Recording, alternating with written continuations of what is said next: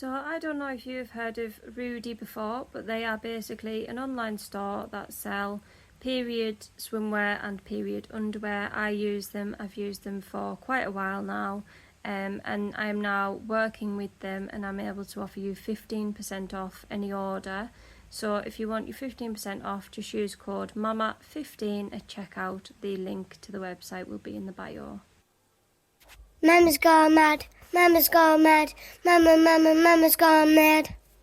Hi, I'm Brenna, and this is the Mama's Gone Mad podcast. Mama's gone mad. Mama's gone mad. So I have 3 records this week, and I'm only just recording this now on Monday. It's just been a bit hectic, and we're in for another hectic week. But I wanted to obviously put it out because I hadn't said I wasn't going to do an episode, so it's important that I do it. Plus, I do find that recording the episodes does really help my mental health. It's just one of those things I've found that helps, so I do prefer when I get to do them. So today, talking of mental health, I guess, I'm going to be talking about the things that I do to keep myself sane with 3 kids, because anyone with 3 kids will be able to tell you it is a whole other battlefield, and it's amazing, it is incredible, I wouldn't change it for the world, but it isn't easy, and I feel like my brain isn't always engaged with what I'm doing. So I'm going to talk about the things that kind of reset me, reset my brain, reset my mental health, keep me in check and keep me sane.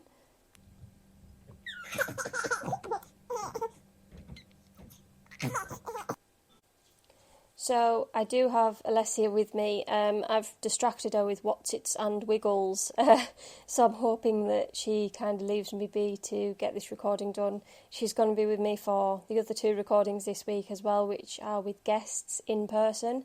So I'm really hoping that she kind of stays pretty chilled. That doesn't sound like Alessia at all though, so we'll see. As I say, it's just a battlefield being a parent to 3. You never really win, because when you feel like you're doing right by one, you're doing wrong by the others. Or you're probably not, but you definitely feel like you are.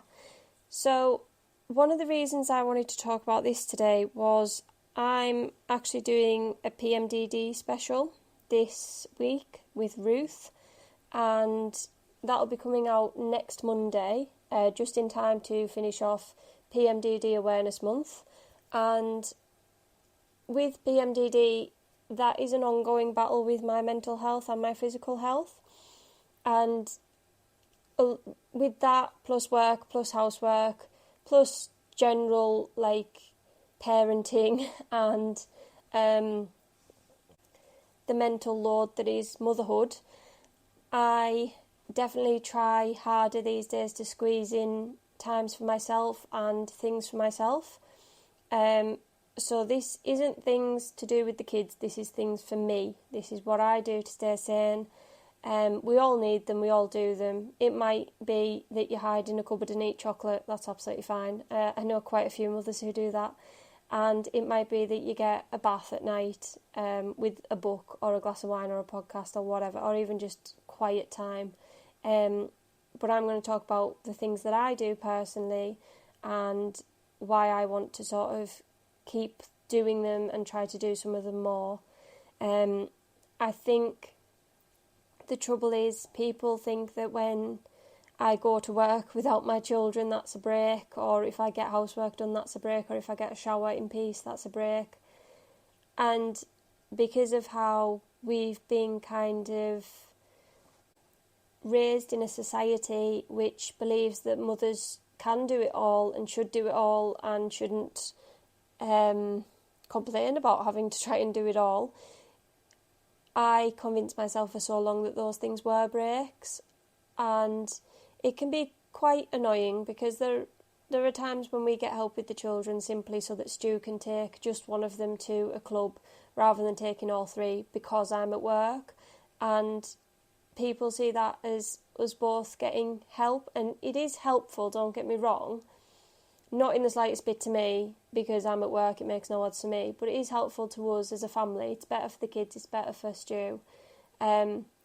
And I guess in a way it is better for me simply because then I'm not worrying about how they're all doing for an hour and a half or whatever out in the cold, you know, if it's like football training or how Stu's going to cope at certain things like swimming or, you know, there's so many different clubs that they do. So it does help, but it isn't a break. My actual breaks are very limited. I'm getting 2 this week, which is kind of why it's leading into a hectic week for us. On Wednesday this week, my husband and I are getting an actual date night. This has been planned in for about 7 months or something crazy. We booked this ages and ages ago, and my lovely, amazing friend Steph is coming to have the kids so that we can go to a comedy night and just be together and not worry. And I absolutely can't wait. I'm so excited for it. And plus, me, Stu and Steph are going to have a takeaway with the kids before we actually leave, so that's even better. It's like a bonus. I get like a date night with my friend and my husband, and then with my husband, so it's perfect. And then on Saturday I'm at a all-day hen do, which I'm also really looking forward to. But it does kind of feel like I've, like a lot of women, I've gone from no breaks to 2 in a week. But it's also filled up the week with more, which means I feel like I'm cramming more into less time. But never mind, I am really, really, really looking forward to them. I genuinely can't wait. I also feel like I'm saying a lot again today. Sorry, I say it all the time. So, going into that, one of my favourite things to do for my mental health is actually being alone. For me, it is a necessity. It is absolutely an essential to be alone. It doesn't massively matter what I'm doing. If I'm in the mood to be alone, I need to be alone, if that makes sense. If I'm not in the mood to be alone, then being alone is the worst thing I can be. So it depends on my mental health and I have to gauge it. And I think this is something Stu probably struggles with, because he struggles to gauge with whether I need to be alone or whether I need company. And if I need to be alone, I'm often just very, very snappy and maybe a little bit harsh, maybe a lot harsh. And I genuinely don't mean to be, but my sort of social head, it doesn't last too long. And Leslie is just smiling at me with what's in her mouth.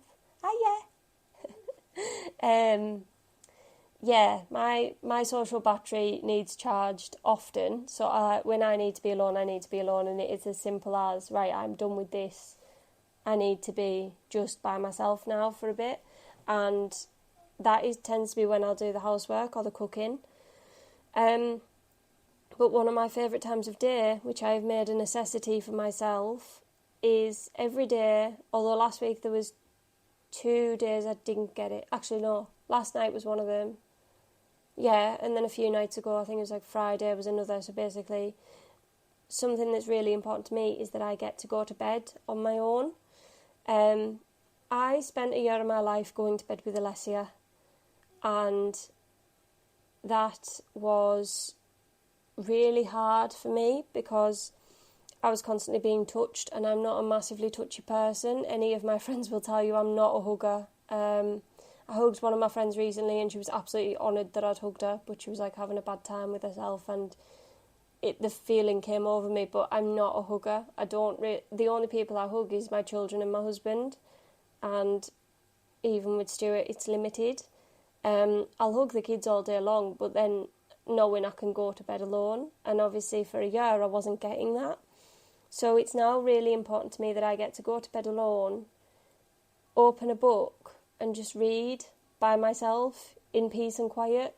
So Stu's really good for, he sort of preps the bedroom for me, because with my sensory issues, I can't sleep on a crinkled bed, like crinkled sheets, so he'll pull the sheets tight or sometimes put fresh ones on if I haven't managed to that day. that's while I'm like brushing my teeth, going to the toilet, doing my moisturiser and that. And then I'll go to bed with my book and be alone, and he'll take the baby monitor, so he knows I'm not going to be disturbed. And most nights it's about half an hour, but within that half hour I get sort of 20 minutes of reading, and then by the time Stuart comes to bed I'm usually asleep. And it's surprising what that does for my mental health. It's so important, and I think the past couple of nights where that hasn't happened, and I'm not saying like I don't like Stuart coming to bed with me, because sometimes he's tired at the same time I am, and sometimes I stay up later. That's absolutely fine, but then he'll often go straight to sleep. So then I'm left reading, but with the baby monitor, and it kind of plays in my head that, okay, I can't chill out, I can't fully shut off, because I have to be so aware that if Alessia wakes, or if the kids wake up, I'm going to be the one that's needed. And I hope he doesn't take offence to the fact that I don't like going to bed with him, because it isn't that at all. It literally is the fact that I can't then shut off, stop my thoughts and just get caught up in a book, which is like my favourite thing to do. But that's a really, really important one to me anyway.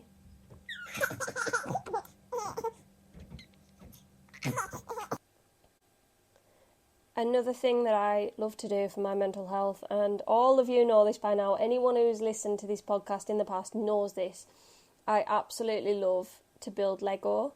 This is actually one I don't like to do on my own. I like doing this with Stuart or the kids. I think for me it's like a good way of bonding, because you're working together. It's like I love to play games, so like we'll sometimes play escape room games with the kids or together for an in-house date night, which obviously you all know we make a priority with not being able to get out often. And because you're working together and you're seeing something be built, I don't know, there's something very, very, very therapeutic about that, and that's a really nice one for me. So sometimes when I get Lego for like my birthday or Christmas, because I don't buy myself Lego, it's always bought for me, Stuart will always apologise and check if I'm happy for him to do it with me, and I don't think he realises how much I enjoy doing it together. I enjoy the fact that we work together, we take turns. I know that it maybe sounds a really childish thing, but I know that adult Lego is very popular, so I don't feel embarrassed about it. I do love doing them, and we have like Lego displayed in the house that we've built, and we absolutely love them. I just hate frigging dusting them because it's hard work.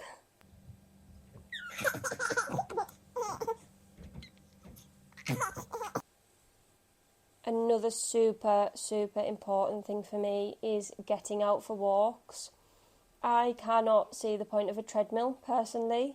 I don't think I would ever stay fit with doing, like going to the gym or trying to walk on a treadmill at home, because that's just not for me. A lot of it is getting fresh air, it's moving your body, it's having my earphones in and getting caught up in a story on Audible, or listening to podcasts or music. Like the other day, like I love Taylor Swift, and the Tortured Poets Department came out, so I went for an early morning walk and listened to the album, and that was just perfect for me. I struggle to do that as much if I've got the baby and the dog. I think my brain's so caught up in trying to handle so much. So like Stuart loves taking the baby and the dog out. He thinks that's kind of his therapy. I find that quite hard. I prefer to take one or the other out and just take them out in turns, and that way I can get lost in my earphones and just enjoy the fresh air and enjoy the movement of my body. So walking has always been massive for me for about since the kids were really young. It's been an important one. Hi, Alessia. What? Go. What you doing? Are you taking your pram? Because that probably sounds awful on here. I think I'm going to have to pause this recording for a second.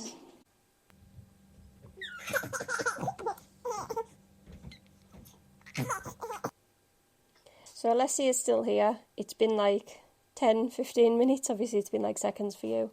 And I'm thinking I need to get this podcast recorded because I need to then get a little bit more housework done, and then it's going to be time to pick up the kids. So I'm just going to have to do it, I'm afraid. And speaking of things that Mummy likes to do, Mummy likes to record podcasts on her own. That's very good for Mummy. She's nodding. She's like, yes, it is, but I'm not leaving you. I'm going to stay right here and watch you record this podcast. Yeah, I do actually find that recording this is really good for me because aside from the fact that I get to let out a bit and I get to sound off and talk about whatever's been bothering me totally freely. She's got a broomstick. Totally freely because obviously it's my podcast and I have set it up in a way where I can do that. I also love, like really, really love when I get emails or messages. Sometimes, like the other day, I just got a very simple message and it just said something along the lines of, I wanted to let you know I really love your podcast and you always keep me company on my dog walks. And I was just like, oh, that's so nice. And then I also get quite a few about people listening to it while they're cleaning.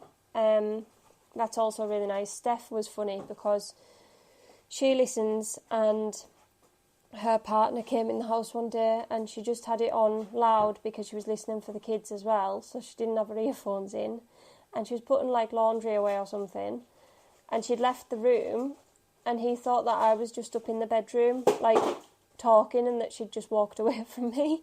But I really love getting messages about the fact that you enjoy listening. Here she is with a snack now. Yeah, you want a snack, right? She's eating me out of house and home. Yes, she's nodding. She's like, yes, I am. Yeah, it's really important to me to hear back from listeners about this podcast. It means an awful lot. So please don't ever feel like you're going to be bothering me when you email or message, because you would be surprised how much it makes my day.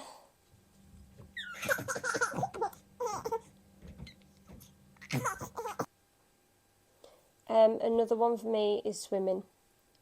So obviously, aside from the fact it keeps me fit physically, it's such a good exercise to do for your mental health, and I specifically like doing it with friends. So when my friends are available to go swimming with me, I find that I have a great day, whether I'm going in the evening and I've got it to look forward to, or I go in the morning and then I've done it and I know I've done it, and it really sets me right going swimming, especially with friends. And I intend to do more of that when Alessia starts nursery in September. Woo.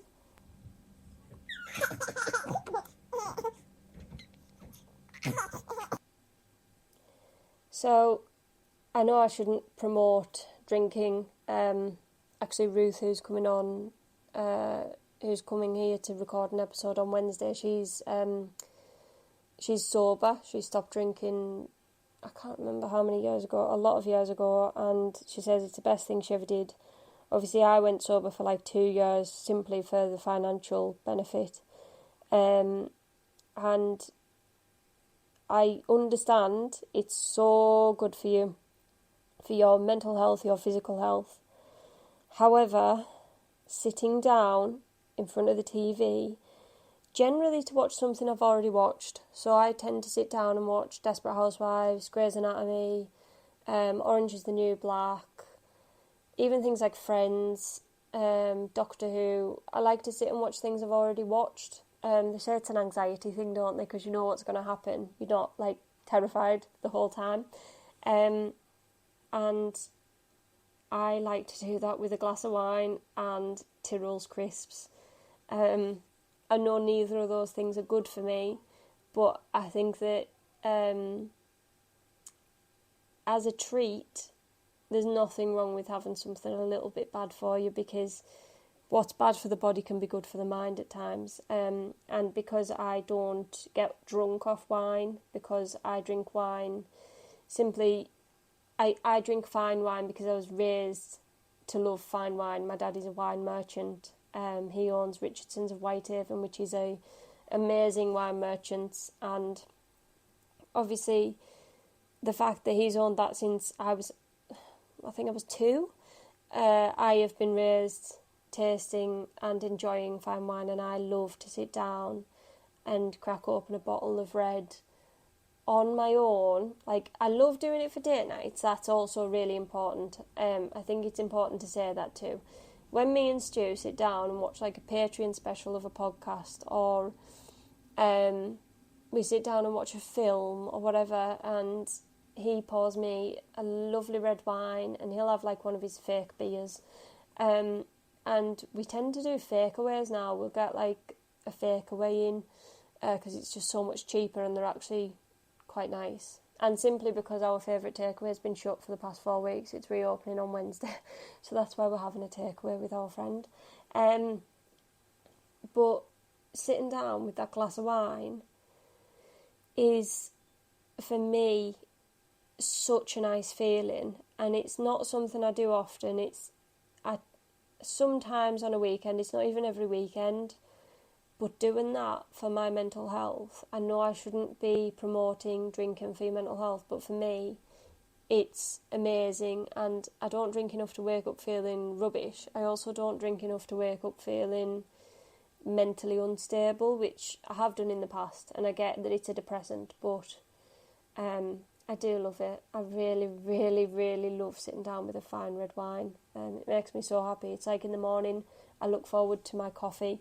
And I know coffee's bad for you too, but I love it. It just makes my day, having my coffee. Oh, especially if I get it in peace. That's so rare, but it's blissful.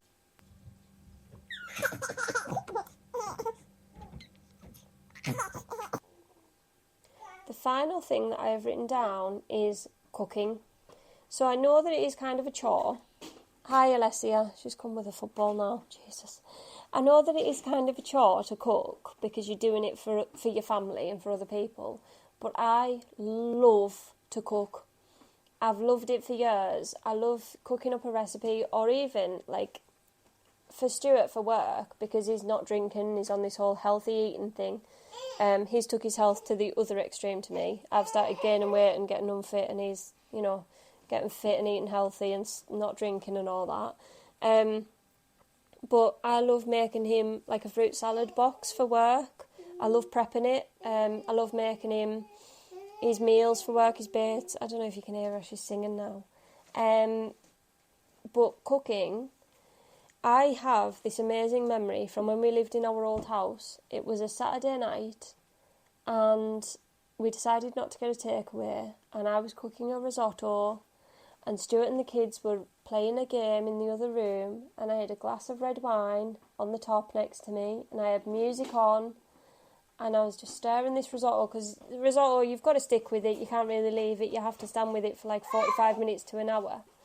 And that, I don't even know how many years ago that was, but that memory has stuck with me as such an amazing hour of my life.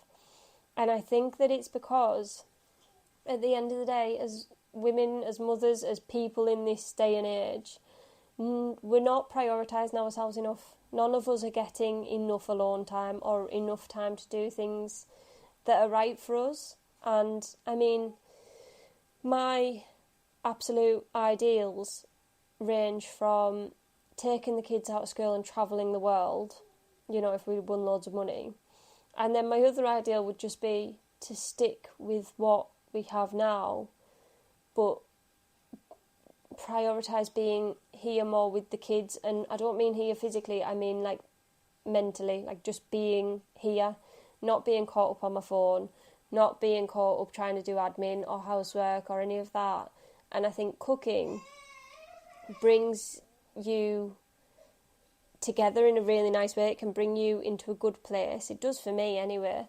And it can also bring you all into a good place. If the kids are cooking with me, I still enjoy it. We're still doing it together and it's still fun. But I'm not going to lie, I prefer doing it alone. But yeah, I love to cook. I love planning out my meals at the start of the week and going shopping for the ingredients and starting to prep. I love to cook. So basically, I think from this list, what I've learned is I want more time with myself, my friends and the kids, and less time having to do stuff. Don't we all?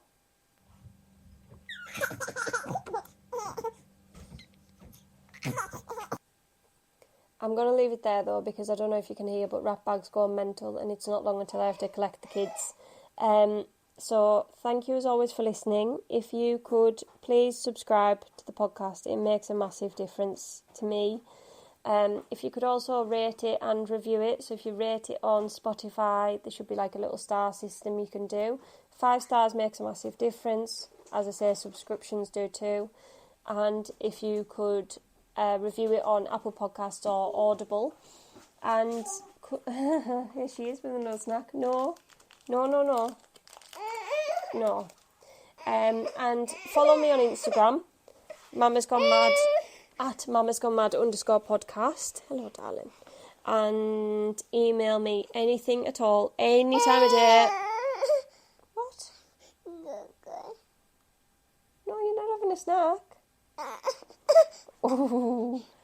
Email me on mamasgonemad23@gmail.com. Thank you. Thank you as always for listening to Mama's Gone Mad. Mama's gone mad.